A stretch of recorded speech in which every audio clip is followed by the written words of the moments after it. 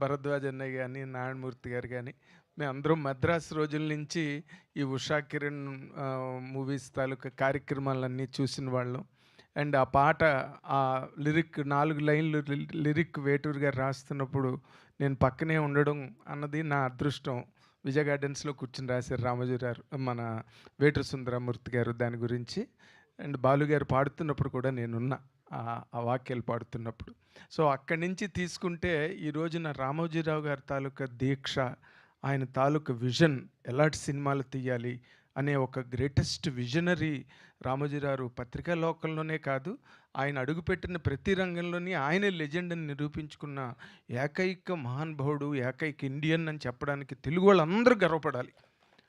Is one and only legend wherever he stepped into.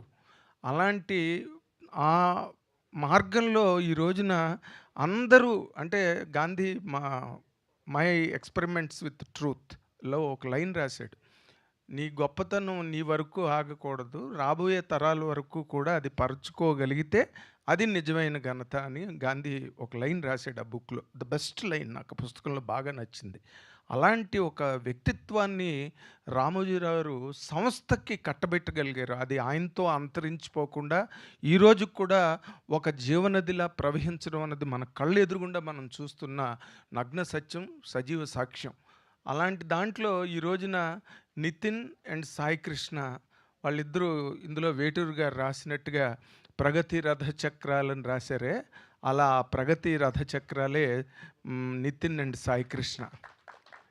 చిన్న కుర్రాళ్ళు అయినప్పటికీ ఆ మారల్స్, ఆ స్క్రూపుల్స్, ఆ స్టాండర్డ్స్ రామోజీరావు సెట్ చేసిన స్టాండర్డ్స్ ఏవైతే ఉన్నాయో ఆ స్టాండర్డ్స్ కోసం రాత్రి పగలు శ్రమించే ఆ సినీ క్షీరసాగర మదనంలోంచి వచ్చిన సాయిలు కంపాట్ అనే ఒక అద్భుతమైన దర్శకుడు. నేను సినిమా చూడగానే స్టేజ్ మీద చెప్పా, బాలచంద్రలా తీసాడు ఆ షాట్ అని. నేను చాలా ఇంప్రెస్ అయ్యాను ఆ సినిమా చూసి. దాని మీద రకరకాల వీడియోలు చేశాను. సాయిల్ని తీసుకెళ్ళి ఇంటర్వ్యూ చేశాను గౌరవప్రదంగా కూర్చోపెట్టి. చాలా వైరల్ అయింది ఆయన ఇంటర్వ్యూ.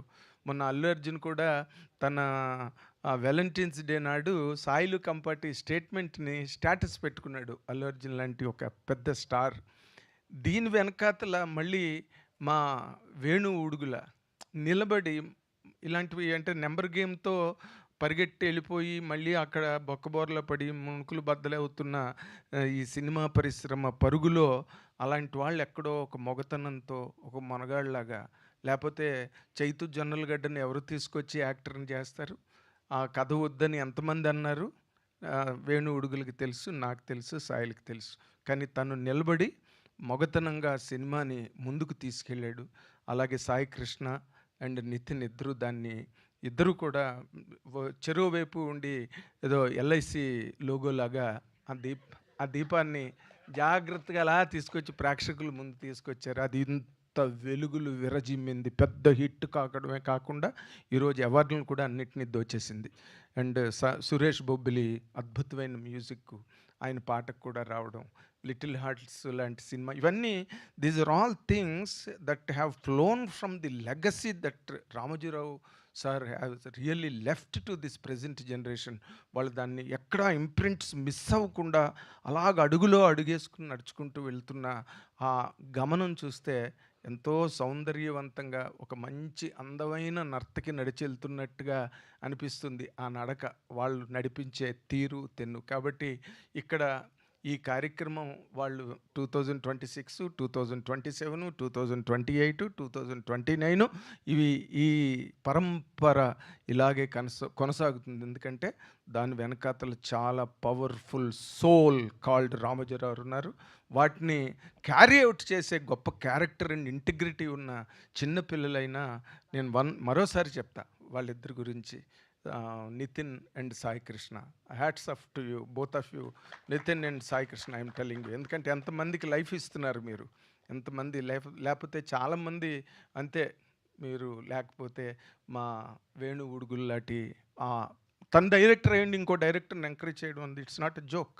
తను చేసుకోవాలనుకుంటాడు ఎవడైనా. మరి నారాయణమూర్తి గారు ఈ సభలో ఉండడం కూడా చాలా సముచితమైన విషయం. ఎందుకంటే is also one and only legend in the country, Indian సినిమాలోనే. ఒక ఎమోషన్ని పట్టుకుని అదే సినిమా, అదే వాదన, అదే సిద్ధాంతం అని నిలబడి చేయగలగడం అన్నది ఆయన ఒక్కడికి మాత్రమే చెల్లిన ఒక గొప్ప ఓడిపోయిన ఛాంపియన్షిప్.